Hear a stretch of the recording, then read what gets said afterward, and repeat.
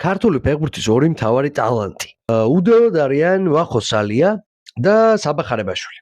ხო და სწორედ ამ ორი ახალგაზრდა ფეხბურთელის შესახებ მინდა გესაუბროთ და გარკვეული სიახლეები მინდა მოგიყვეთ მათზე. მაგრამ სანამ დავიწყებთ, მინდა გთხოვოთ, რომ გამოიწეროთ ჩემი გვერდზე და მოიწონოთ ეს ვიდეო. ძალიან დამეხმარება და წამადგება ეგ ამბავი. ახლა კი გადავიდეთ საქმეზე.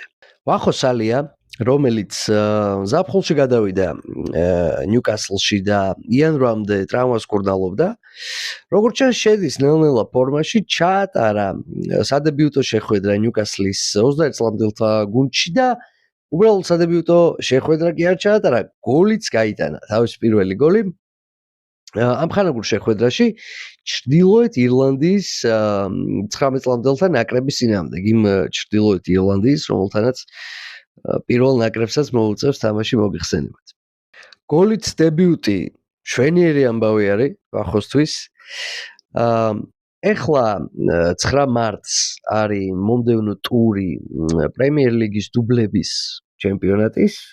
იმედია რომ უკვე იქაც შედგება ვახოს დებიუტი. ახლა კი რაც შეეხება საბა ხარებაშვილს.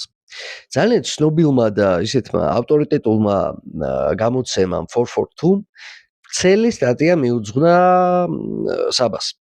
სტატია, რომელშიც მასზე წერენ როგორც ერთ-ერთ მთავარ ტალანტზე, მსოფლიოს მასშტაბით თავის პოზიციაზე ბუნებრივია. განსაკუთრებით, რასაც უსვამენ ხაზს ინგლისელი ჟურნალისტები, ეს არის საბას ტექნიკური შესაძლებლობები, მისი თამაშის კითხვის უნარი და უნივერსალიზმი. ის რაც ყველაზე მეტად ფასობს თანამედროვე ფეხბურთში განსაკუთრებით.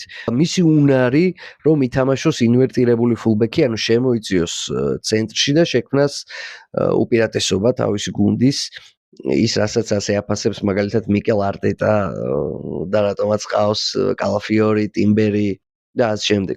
ხო და როდესაც ასეთი სტატუსის მქონე გამოცემა შენზე ესეთ რაღაცებს წერს, ეს უკვე ხაზს უსვავს იმას, რომ შენ მართლაც გამორჩეული ტალანტი ხარ.